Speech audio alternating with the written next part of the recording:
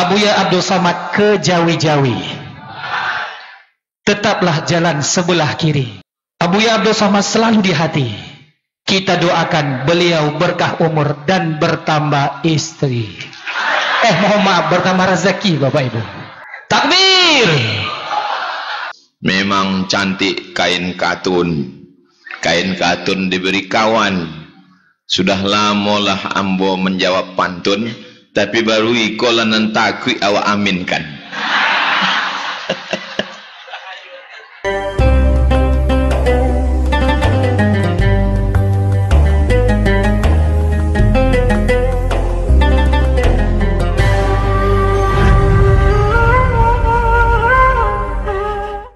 Ceramah agama dan doa oleh Abuya Profesor Dr. Haji Abdul Samad LCMA.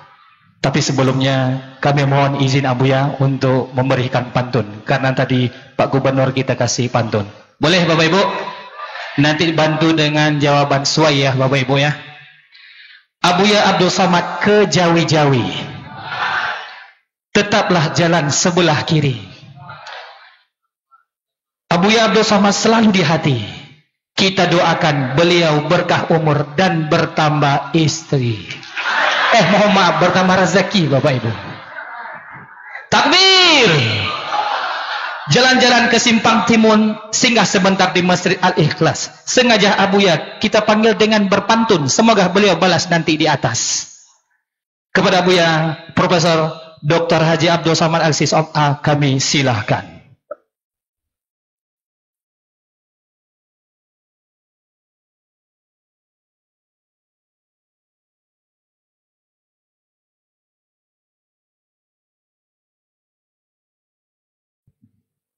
Bismillahirrahmanirrahim. Assalamualaikum warahmatullahi wabarakatuh.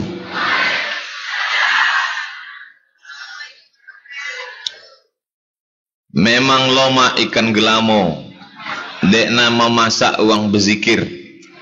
Sesudah menunggu lamo, akhirnya datanglah peserta terakhir.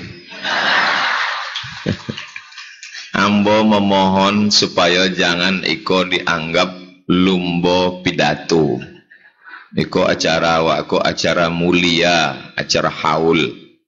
Ambo sangko tadi urutan niko dari huruf abjad. Kalau abjad, ambo nem pertama. Abdul Samad. Rupanya ditengok dainan terakhir. Akhirnya kita pun berjumpa. Kemudian diminta pula menjawab pantun. Memang cantik kain katun. Kain katun diberi kawan. Sudah lama lah ambo menjawab pantun, tapi baru ikolah nantakui awak aminkan.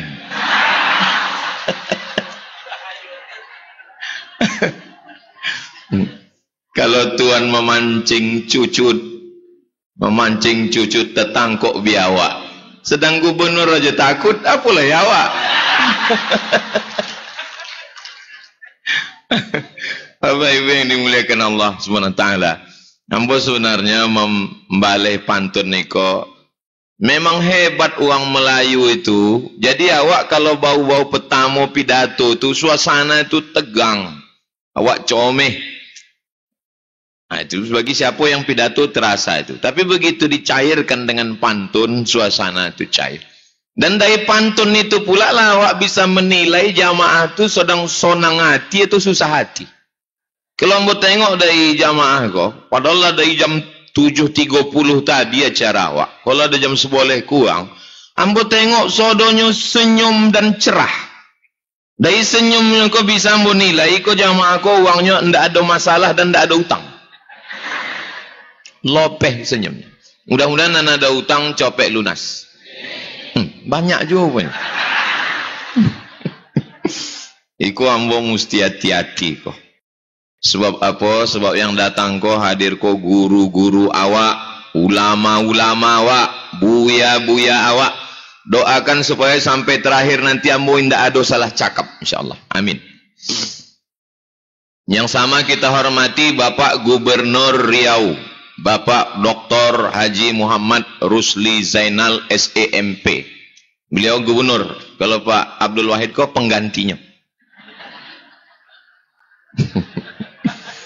Nah, tadi waktu Pak Abdul Hamid menyebut inyo keliling katanya ke luar negeri sampai ke Kenya. Saya nampak wajah Ustaz Abdul Somad. Di situ ambo agak cemas. Karena Kenya kau kan Afrika. Jadinya tuh kau nang ambo tuh dah menengok muka orang Afrika gua kan. Tapi walaupun awak hitam si tampuk manggis. Sudahlah hitam lutut bekudis. Walaupun hitam ku pandang manis. Dek, ambo hari ini amat sangat berbahagia. Kalau Prof Alaidin tadi menyebut inyo betigo ko almarhum Buya Bahtiar Daud, Profesor Alaidin dengan Bapak Abdul Wahid, inyo tadi menyebut kami ko satu nasab katanya.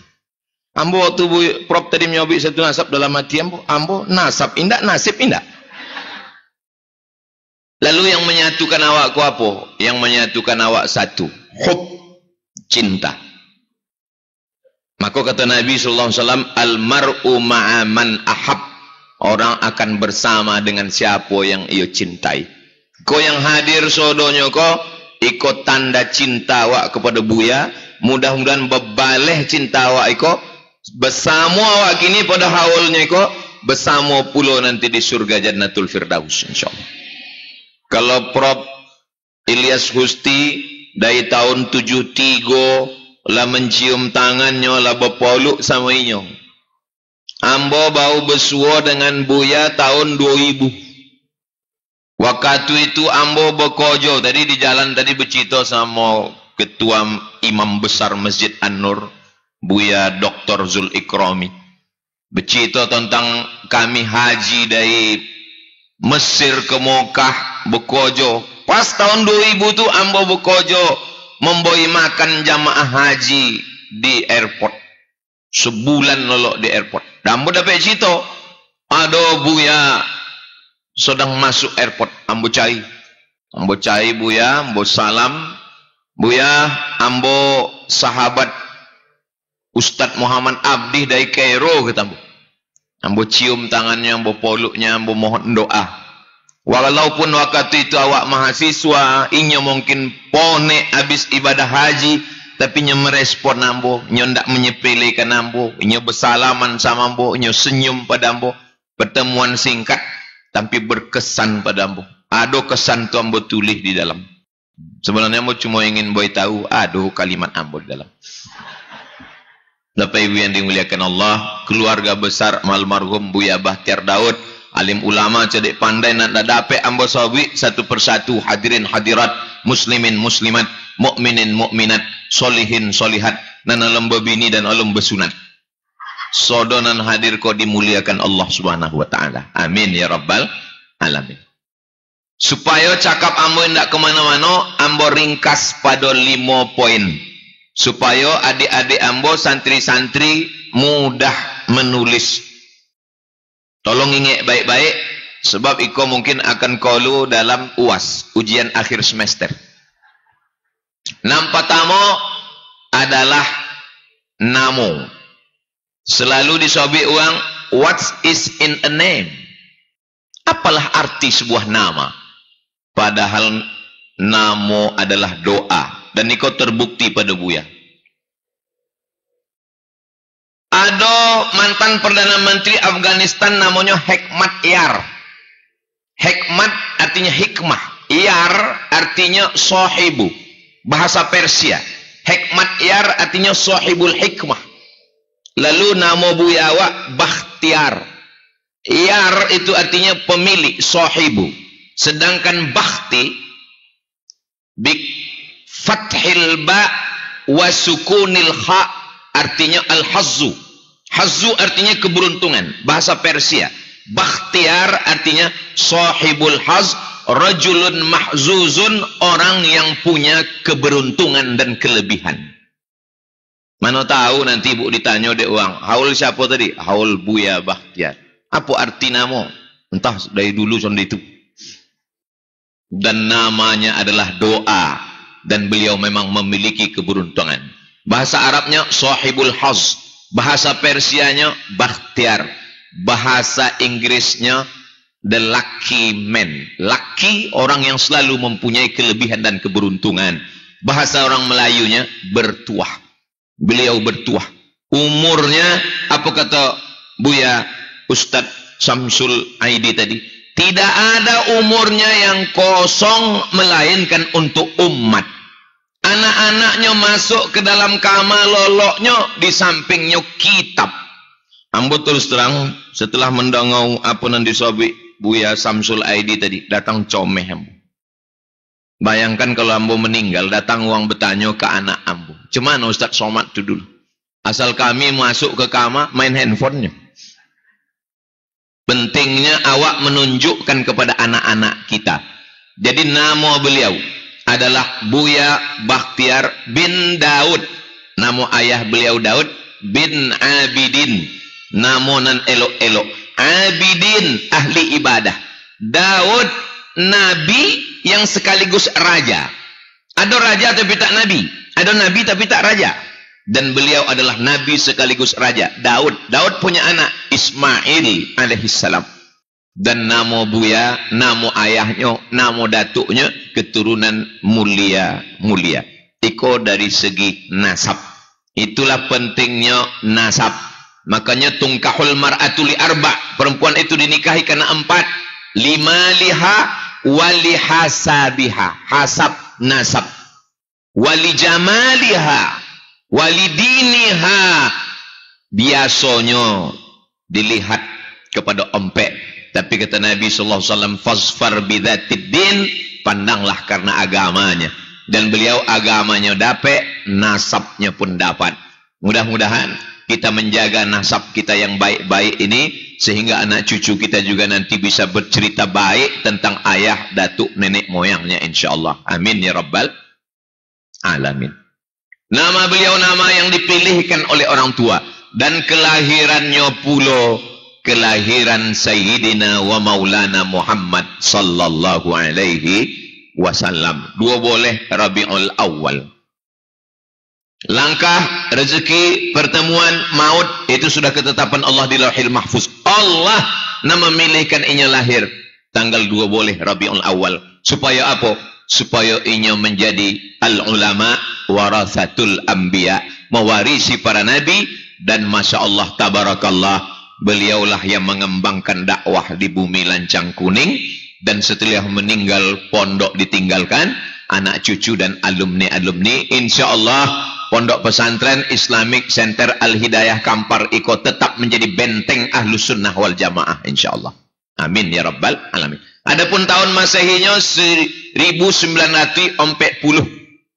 Siapa saja orang-orang Indonesia dan ulama-ulama yang selevel kepala ompek, yang lahirnya ompek 10, ompek 2, ompek.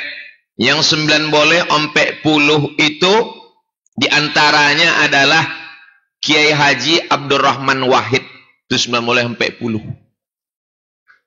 Yang 9 boleh ompek 2, yang haulnya paling ramai di Kalimantan, guru sekumpul, abah guru sekumpul, itu 9 boleh ompek 2.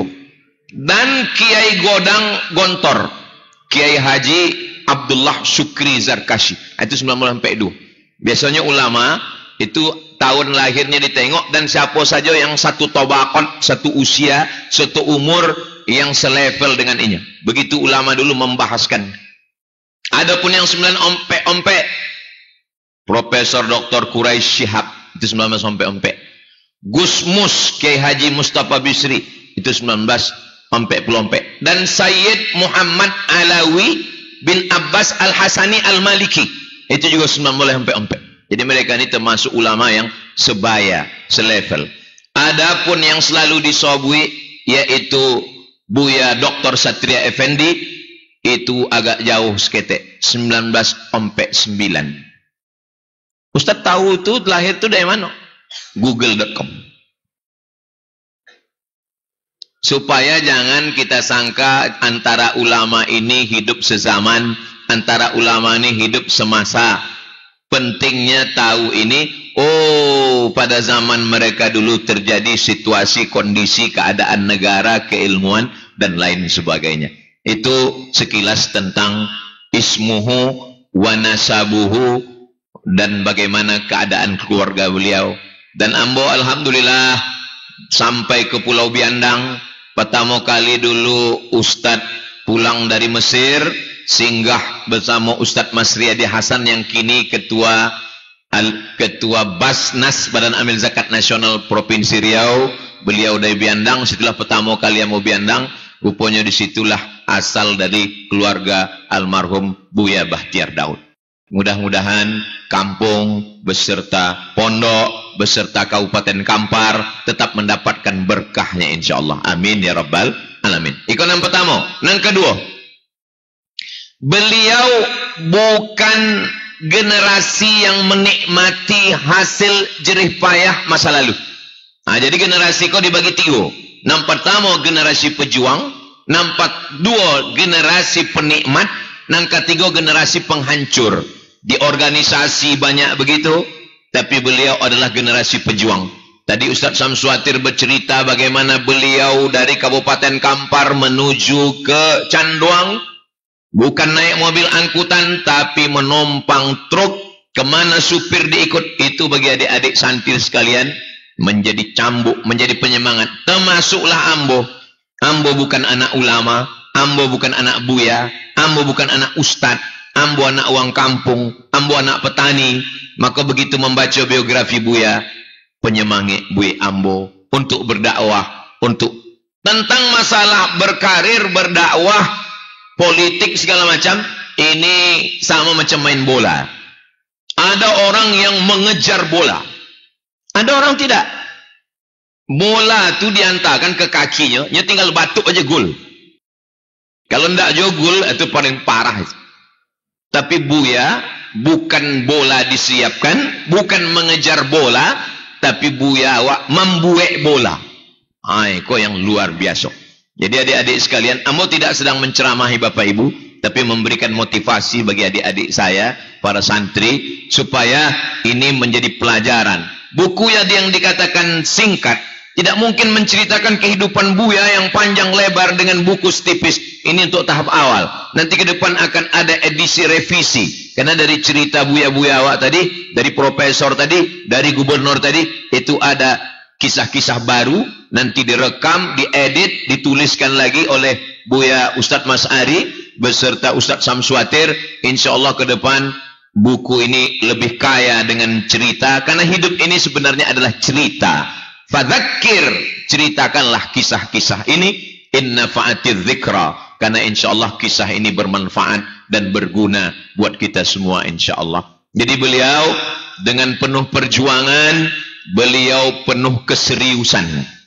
Buya Abdi bercerita bahwa ketika almarhum Buya Bahtiar Daud dulu belajar, beliau tinggal di rumah masyarakat. Masyarakat itu yang menceritakan bagaimana almarhum Buya di tengah malam tetap menghidupkan lampu untuk membaca.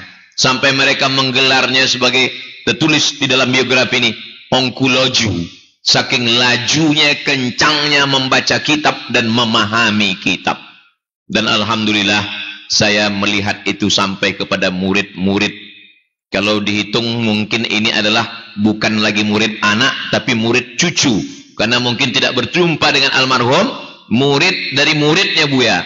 Ketika saya berjumpa dengan murid-murid ini dulu di kelas internasional di UIN Suska, maka kalau ditengok ada murid yang lancar membaca kitab, yang laju baca kitabnya, itu dapat dipastikan itu adalah alumni dari Islamic Center Al-Hidayah Kampar insyaallah. Ada Ustadz Helmi Chandra, pemenang musabaqah tahfiz hadis dulu, sekarang sudah menjadi dewan juri tahfiz hadis.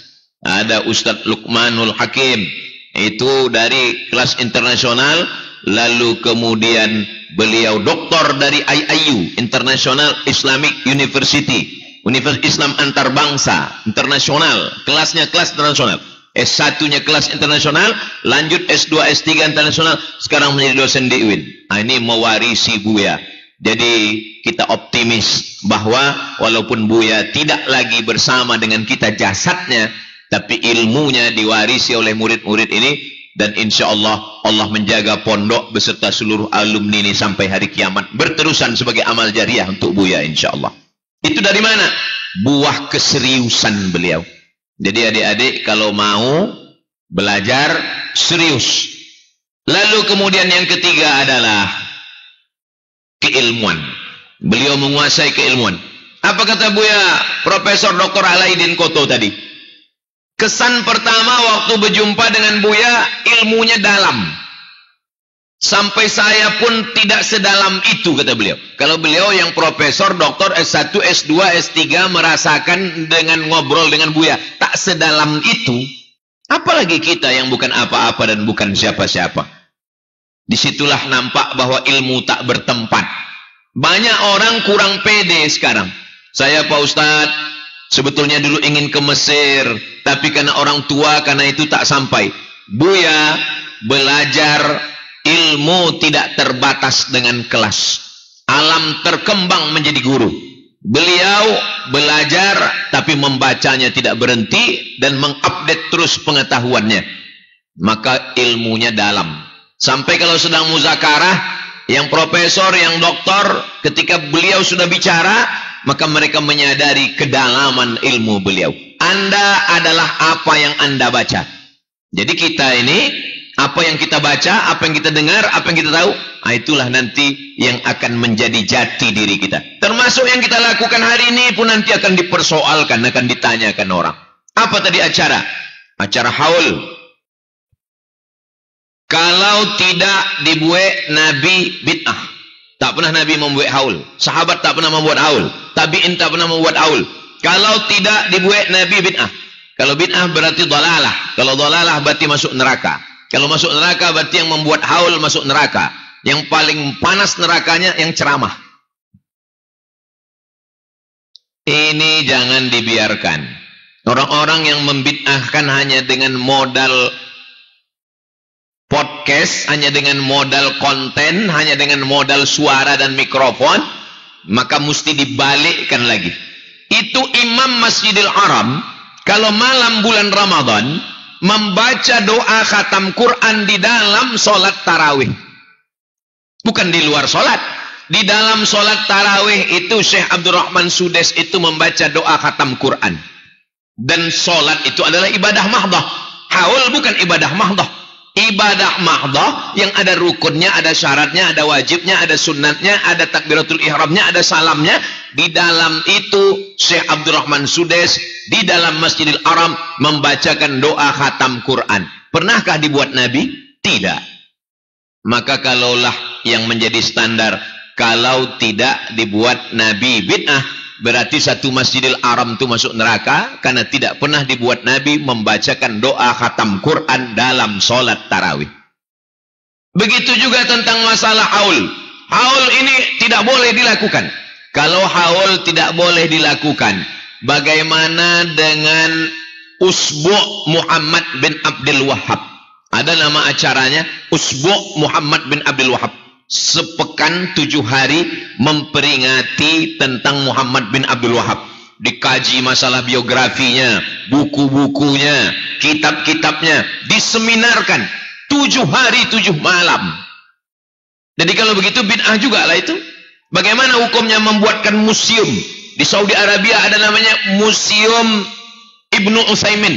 Di Museum Ibnu Utsaimin itu ada pena Ibnu Utsaimin, ada kacamata Ibnu Utsaimin, lengkap semuanya. Bapak Ibu tulis di internet, Museum Ibnu Utsaimin, Muthaf Ibnu Utsaimin, ada. Jadi haul ini tak lain tak bukan adalah mengenang para ulama. Hanya saja kalau hanya mengenang, kata sambutan kering, dia mesti diisi dengan zikir dan doa. Kenapa tadi kita berziarah? Buka kitab Fathul Bari, Syarah Sahih Al-Bukhari, ditulis oleh Al-Hafiz Ibnu Hajar Al-Asqalani. Imam Al-Hafiz Ibnu Hajar Al-Asqalani mengutip dari Imam Al-Hakim. Imam Al-Hakim bercerita bahwa dia meriwayatkan dari Imam Ibnu Khuzaimah yang menulis kitab Sahih Ibnu Khuzaimah. Ada 4 kitab Sahih. Sahih Bukhari, Sahih Muslim, Sahih Ibnu Hibban, Sahih Ibnu Khuzaimah. Imam Ibnu Khuzaimah berziarah ke makam Imam Ali Ridha, ditus, dan dia memuliakan, mentakzimkan dan berdoa di situ. Makanya salah satu tempat mustajab adalah di dekat makamnya orang soleh. Begitu kata Al-Hafiz Ibnu Hajar Al-Asqalani dalam Fathul Bari, diriwayatkan dari Imam Al-Hakim tentang berziarah ke makam Imam Ali Ar-Ridha. Ada seorang ahli hadis yang sangat ketat. Sampai-sampai kalau Imam Al-Hakim mengatakan hadis ini sahih, belum tentu diterima oleh sebagian mutasyaddidin yang ketat kalau tidak disahihkan oleh Al-Imam Az-Zahabi. Maka keluarlah kaedah sahahahul hakim wa wafaqahu Az-Zahabi. Disahihkan oleh Imam Al-Hakim, disetujui oleh Imam Az-Zahabi.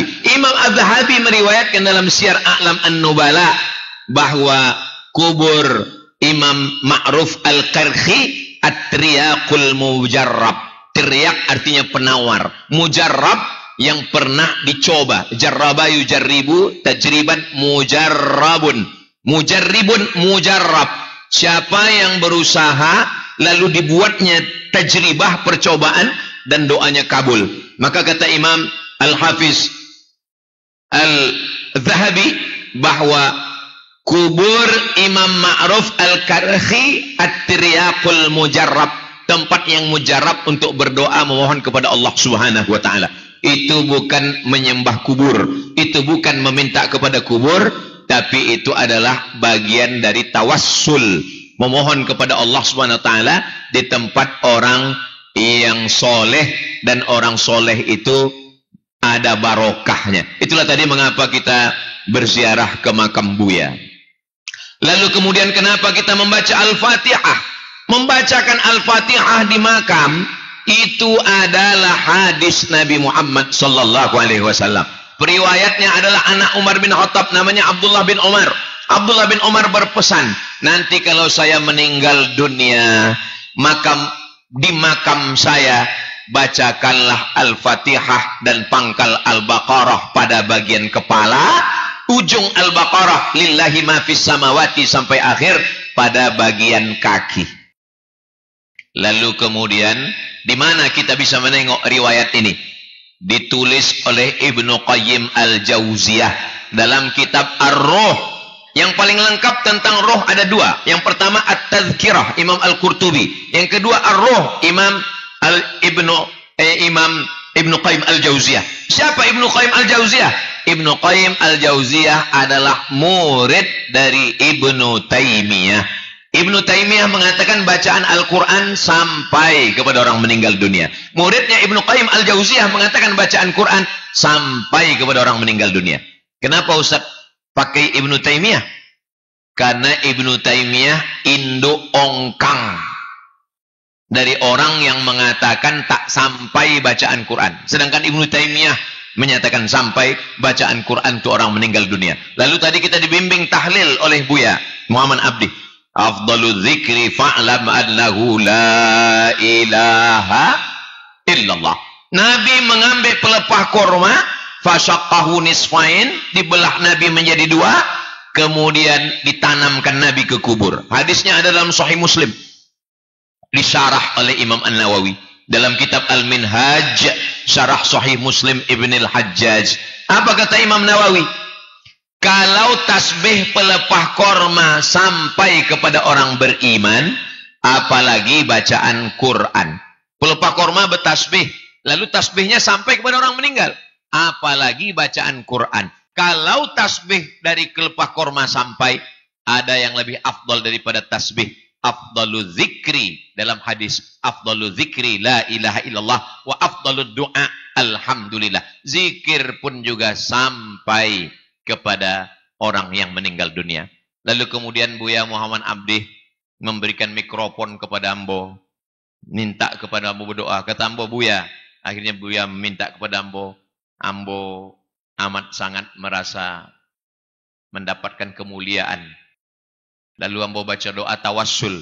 Atawassalu ilaika bihaqqi nabiyika Muhammad sallallahu alaihi wasallam wa alihi at-tayyibin at-tahirin wa ashabihil mayamin wan nabiyyin was-siddiqin wasyuhada was-salihin wal malaikatil muqarrabin wal ulama'il amilin wal awliya'is salihin wa nakhussu bidzikri ahli silsilatit tariqah an-naqsabandiyah al-khalidiyah. Aku bertawassul kepada Engkau berkat 10 ini ya Allah, antu yassir lana umurana, mudahkan urusan kami, wa taqdi hajatina, tunaikan hajat kami, wa tashfi mardana, sembuhkan saudara kami yang sakit, wa tarham mautana, yang meninggal dunia curahkan rahmatmu ya Rabbi bil Mustafa. Bertawassul kepada Allah dengan kemuliaan Nabi Muhammad sallallahu alaihi wasallam. Karena mungkin amal kita, siapalah kita yang bukan apa-apa dan bukan siapa-siapa. Allah menyuruh kita bertawassul. Ya ayyuhalladzina amanu, wahai orang beriman, ittaqullah, bertakwalah kamu kepada Allah, wabtaghu ilaihil wasilah. Bertakwalah, bertawassullah kamu dengan menyebut amal soleh. Kalau bertawassul dengan amal soleh saja makbul, mustajab, mujarrab, apalagi bertawassul dengan orang yang soleh. Begitu kata Syekh Yusuf dalam kitab Al-Mausu'ah Al-Yusufiyah fi Adillatis Sufiyah. Ini poin yang ketiga, supaya serius membaca kitab, sehingga kalau kita nanti di debat orang, kita tidak debat kusir, bukan hawa nafsu, bukan kuat-kuatan suara, tapi berdasarkan kitab.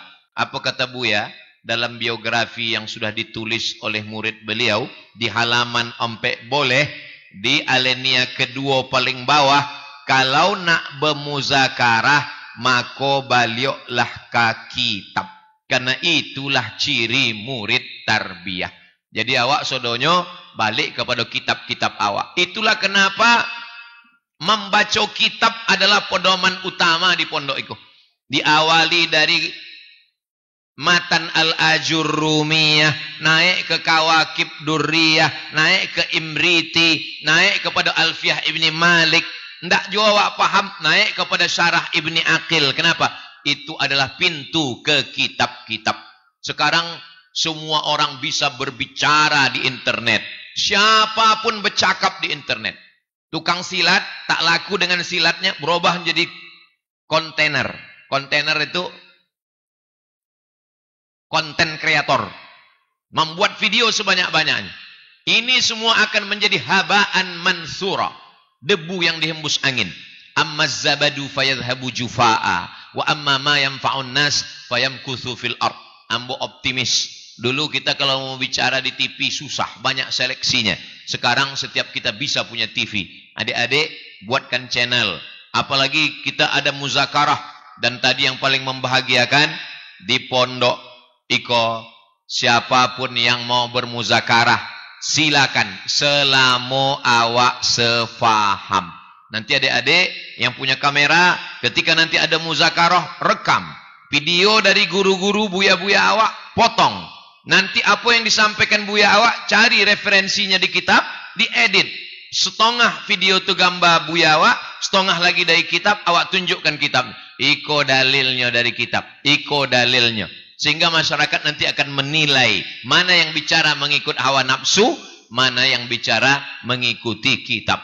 Itulah yang diajarkan oleh Buya di pondok, dan beliau mengajarkan kepada murid, murid-murid melanjutkan.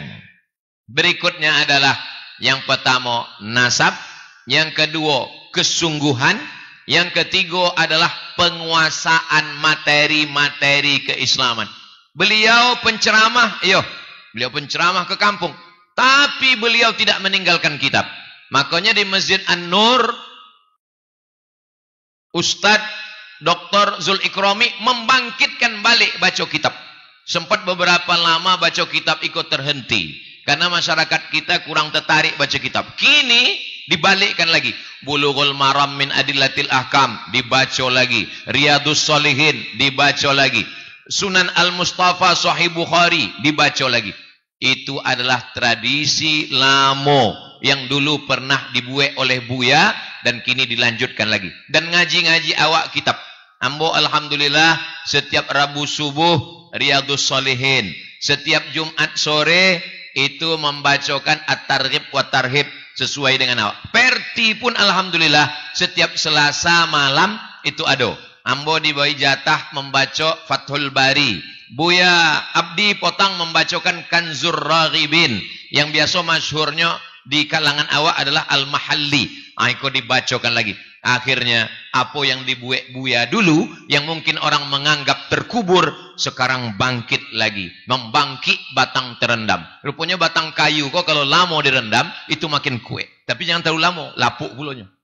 Nah, maka dibangkit lagi dan adik-adik lah yang akan membangkit itu kitab-kitab ini insyaallah. Nan kau ampe Buya itu kalaulah inyo diumpamakan manusia, di dalam dirinya itu ada politisi, di dalam dirinya ada murabbi, di dalam dirinya ada alim, di dalam dirinya ada muassis ma'had.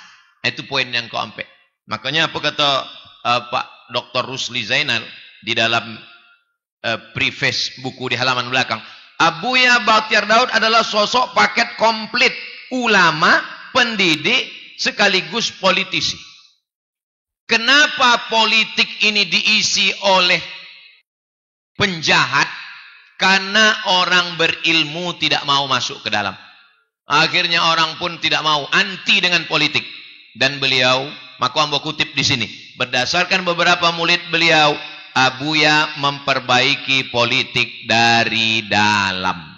Alhamdulillah beberapa santri sekarang sudah masuk. Salah satunya adalah Bapak Abdul Wahid yang mau sampai akhir hayat jadi santri, tak mau jadi ulama. Karena supaya tidak salah. Karena santri dimaafkan, ma'fu anhu. Bagus juga jurus beliau ini. Bapak Ibu yang dimuliakan Allah Subhanahu wa taala, poin yang keempat, ma la yudraku kulluh la yutraku julluh. Kalau kita tidak bisa jadi semuanya, pilih salah satu. Jadi kalau Buya itu diumpamakan macam kristal, kristal itu punya banyak sisi. Ada atas, ada bawah, ada kanan, ada kiri, ada muka, ada belakang. Awak nak ambil sisi yang mana? Ambo nak ngambil sisi politik, luruskan. Ambo nak ngambil sisi. Dulu kami sama Ustaz Zul Ikrami kau ceramah dari masjid ke masjid. Masjid ke masjid. Apa kata orang? Alah, cuman pandai ceramah ke masjid, enggak punya pondok. Akhirnya kami dapat tanah wakaf membuat pondok. Nurul Azhar namanya. Sesudah punya pondok. Jadi sebenarnya orang ini bercakap ke kita, dia cari sisi kita yang kita tidak ada untuk menjatuhkan kita. Buya tidak bisa digitukan. Kalau dikatakan apa gunanya cuma ceramah di masjid, bicara di parlemen. Ya bicara di parlemen. Kalau dikatakan hanya pandai bicara di parlemen tapi tak bisa baca kitab, ini baca kitab. Kalau dikatakan hanya pandai baca kitab tapi tidak punya jabatan, ini punya jabatan. Ketua Majelis Ulama Provinsi Riau. Kalau hanya punya jabatan tapi tidak punya pondok, beliau punya pondok. Semua aspek itu ada. Alhamdulillah alumni-alumni mengambil berapa sisi. Ada alumni ini yang punya pondok, itulah dia kami menyebutnya TGS, Tuan Guru Saidul. Boleh datang ke pondoknya 3 kali. Ada alumni yang menjadi menekuni bidang politik, ada alumni yang menekuni bidang dakwah. Ambil salah satu aspek. Ustadz Bom-Bom, Masya Allah. Ambo tengok Ustadz Bom-Bom tasbihnya pendek. Tadi yang mau bisikkan ke Buya Abdi, itu Buya Ustadz Bom-Bom tu pendek, mungkin deknya belum bersuluk. Bapak Ibu yang dimuliakan Allah Subhanahu wa taala. Keilmuan beliau tidak diragukan lagi, bersanad. Dari mana beliau belajar? Dari Inyak Candong Syekh Sulaiman Ar-Rasuli. Syekh Sulaiman Ar-Rasuli, dari mana pula dia mengambil? Syekh Sulaiman Ar-Rasuli mengambil ilmunya dari Syekh Ahmad Khatib Al-Minkabawi, Imam Masjidil Haram, meninggal tahun 1916. Syekh Ahmad Khatib Al-Minkabawi itu dari mana pulanya belajar? Inya mengambil ilmu dari Syekh Bakri Syata, Sahibul I'anah, yang menulis kitab I'anatut Talibin. Syekh Bakri Syata ini mengambil ilmunya dari siapa? Dari Mufti Syafi'iyah. Itulah dia Syekh Ahmad Zaini Dahlan.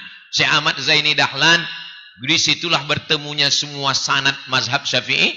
Baru dari beliau inilah naik ke Imam Zakaria Al-Ansari, dari Zakaria Al-Ansari kepada Al-Hafiz Ibnu Hajar Al-Asqalani, sampai kepada murid bersanad, sampai kepada murid Imam Syafi'i, Imam Al-Buaiti, Imam Al-Muzani, Imam Rabi Al-Muradi, sampai kepada Imam Syafi'i, dari Imam Syafi'i kepada Imam Malik bin Anas, dari Imam Malik siapa? Sampailah kepada tabi'in, sampai kepada sahabat Nabi, sampai kepada sahabat Nabi, barulah sampai kepada Sayyidina wa Maulana Muhammad sallallahu alaihi wasallam. Dan sanad keilmuan itu terjaga, terpelihara di Islamic Center Al-Hidayah Kabupaten Kampar ini, sehingga murid-murid perlu menjaga. Al-isnad minad din. Sanad ini bagian dari agama. Laulal isnad laqala man syaa ma syaa. Kalau tidak karena sanad ini, nanti orang akan bicara semaunya, sesuka hatinya saja. Hanya kata dia, qultu, menurut saya. Ulama dulu tidak begitu. Qala fulan wa qala fulan wa qala fulan wa qala fulan, baru ujungnya qultu. Nah, tapi jangan karena terlalu banyak qala fulan wa qala fulan sampai tak ada qultu. Jangan pula terlalu qultu sampai tak ada qala fulan. Nah, dulu waktu ada munaqashah mahasiswa di Maroko, judul disertasinya Al-Qadhi Abdul Jabbar, Al-Qadaya Al-Usuliyah Indal Qadhi Abdul Jabbar. Lalu kemudian kata dia, qala fulan wa qala fulan wa qala fulan. Munaqis itu bertanya, aina anta? Di mana ang? Dari tadi uang ini sobi, tidak ada nyabuk diri. Nah, jadi kita seimbang. Memang kita mengutip qala al-Imam Syafi'i, wa qala al-Imam Malik bin Anas, wa qala al-Imam Abi Hanifah, wa qala al-Imam Ahmad bin Hanbal, wa qala Suyuti, wa qala Zarkashi. Tapi kita, pendapat kita itu ada asas dan dasarnya. Dalam bidang fikih, dalam bidang akidah, akidahnya adalah akidah Imam Abul Hasan Al-Asy'ari. Ambo bertemu dengan beberapa murid Buya. Lalu murid ini bercerita ke saya. Kami kelas 7 sebelum tamat diambil baiat Ustaz Somad. Kami diambil baiat untuk berakidah Asy'ari dan berfikih Syafi'i. Terus saya bilang, apa masalahnya? Iya, kami ini kan berarti kan bersumpah Ustaz. Saya yakin dan percaya, dulu murid yang bingung-bingung, sekarang baru faham. Sekarang, saking kuatnya angin kencang yang menerpa akidah Asy'ari dan mazhab Syafi'i, barulah paham betapa tajamnya firasat Buya. Ittaqu firasatal mu'min. Takutlah kamu firasat orang beriman. Fa innahu yanzuru binurillah. Karena dia memandang dengan nur pandangan Allah. Sekarang baru paham. Dengan beraninya mereka ceramah di YouTube mengatakan bahwa Tuhan itu duduk di atas aras dan aras itu berbunyi ka'atitir rahli, seperti onta yang menjerit karena beratnya beban. Beraninya mereka di internet itu membuat video Tuhan itu di atas, duduk di atas aras, dan aras itu berbunyi seperti bunyi onta mengangkat beban berat. Apa nih? Mujassimah. Dan Buya dengan firasatnya 10-20 tahun yang lalu sudah tahu bahwa muridnya ini akan diterpa angin kencang, maka dia ambil baiat supaya murid ini berakidah Asy'ari, berfikih Syafi'i, dan bertasawuf Sunni. Sekarang dukun bernaung di bawah tasawuf, mengaku tasawuf, tapi tasawufnya mengaku-ngaku makrifat, padahal isinya adalah klinik perdukunan. Banyak masyarakat awam tertipu. Dan Buya mengajarkan 3: akidah Asy'ari, fikih Syafi'i, tasawufnya Sunni. Apa itu tasawuf Sunni? Ala manhajil Imam Junaid Al-Baghdadi. Manhajnya Imam Junaid Al-Baghdadi, tapi disusunkan secara sistematis oleh Imam Abu Hamid Al-Ghazali dalam kitab Ihya Ulumuddin. Inilah titik temu antara beberapa ormas-ormas ini.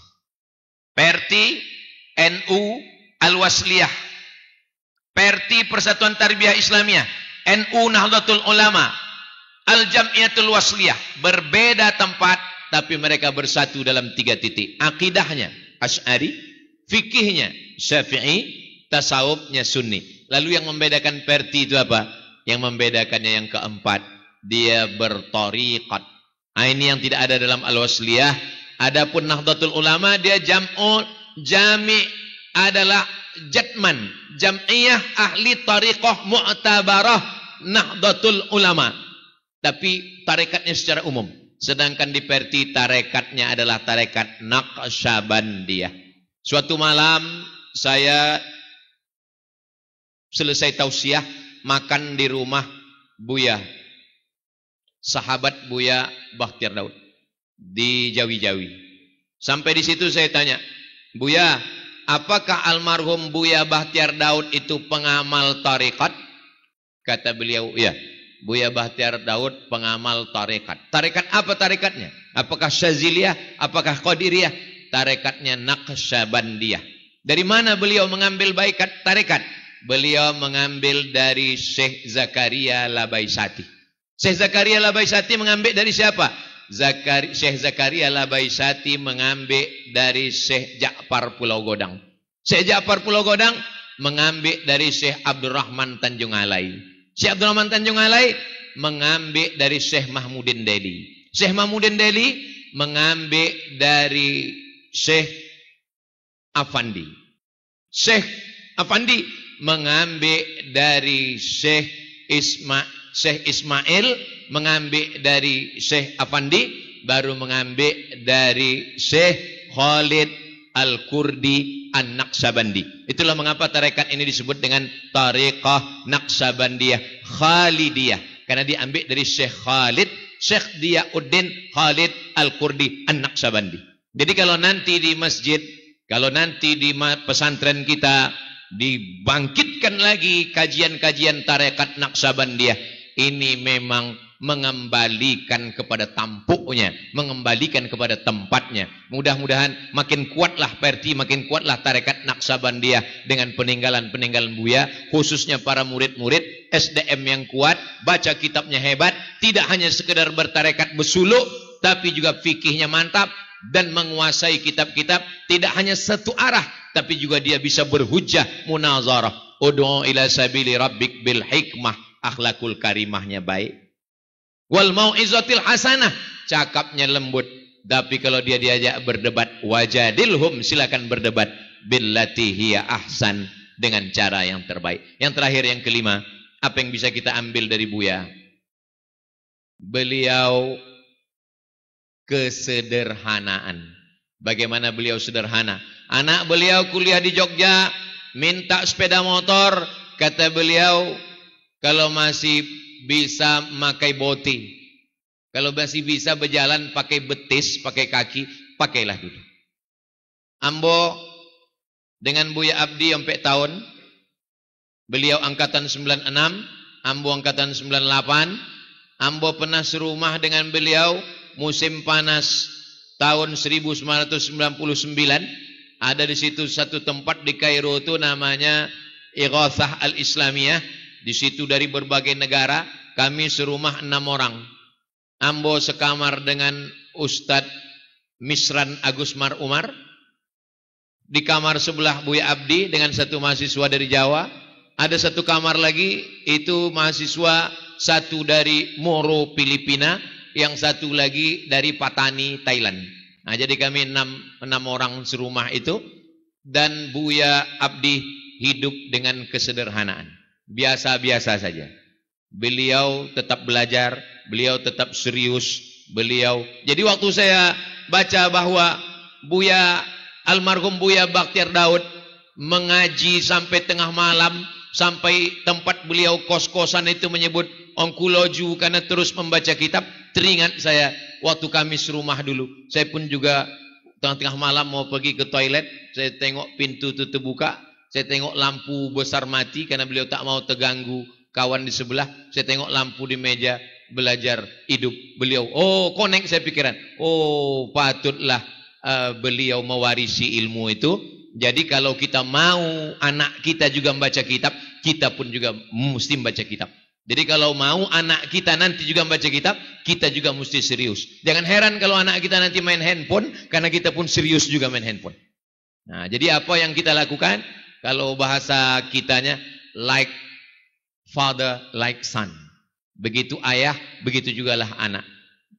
Kalau beliau dimuliakan dengan nasab karena darahnya, maka adik-adik dimuliakan karena nasab keilmuannya. Aba'ukum salasatun, ayah kamu ada 3. Yang pertama, allazi waladaka, ayah kandung. Dan kedua, allazi zawwajaka ibnatahu, yang menikahkan anak gadisnya dengan kamu. Yang ketiga, allazi 'allamaka, yang mengajarkanmu. Wa huwa afdaluhum. Dari 3 ayah Hawa, anang ketiga kolah ayah nan paling afdal. Ayah nang pertama ayah kandung awak, ayah nang kedua nang menikahkan anak gadinyo kawa, nang ketiga ayah nang mendidik awak. Beruntunglah wahai para alumni Islamic Center Al-Hidayah Kampar karena mendapatkan alladzi 'allamaka, bersatunya sanad keilmuan. Maka setinggi apapun terbang balik. Ustadz Abu Zar Al-Ghifari, alumni dari Islamic Center, alumni dari kelas internasional, lulus PNS, jauh sudah terbang dari Riau, tapi dari hari haul nih balik datang kemari, datang berjumpa dengan kita balik. Jadi yang jauh-jauh pun datang. Inilah gunanya haul. Jadi haul ini mengingatkan lagi bersilaturahim kembali. Akhirnya saya ucapkan selamat bersilaturahim, selamat bermuzakarah, selamat bercengkerama, selamat bertukar pikiran demi kebaikan-kebaikan ke depan. Dan alhamdulillah salah satu juga dari mungkin doa Buya dulu, bagaimana supaya akidah Asy'ari Ahlus Sunnah ini kuat di Provinsi Riau. Alhamdulillah Bapak Gubernur kita di tengah kesibukannya hadir tadi dari jam 8 sampailah ke jam 12 ini, 9, 10, 11, 12, 4 jam bersama kita. Itu kenapa beliau datang? Mungkin ada orang bertanya kenapa beliau datang? Karena memang duduknya beliau dulu salah satu motivasinya adalah untuk memperkuat Ahlus Sunnah wal Jamaah di Provinsi Riau. Mudah-mudahan semakin kuat insya Allah, karena tantangan kita pun luar biasa. Itulah yang dapat saya sampaikan. Tadi saya mulai jam 10:30, sekarang sudah jam 11:30. Banyak kata-kata yang tak berkenan di hati, menyinggung perasaan. Saya Abdul Somad, hamba Allah yang dhaif, mohon maaf. Sudikah Bapak Ibu memaafkan silap salah saya? Alhamdulillah. Terima kasih segala perhatian. Mohon maaf segala kesilapan. Aku qouli hadza astaghfirullah li wa lakum. Selamat bersilaturahim dan bercengkerama, bermuzakarah. Akhirnya saya tutup dengan pantun penutup. Menangkap puyuh di Bukit Selasih. Thank you dan terima kasih.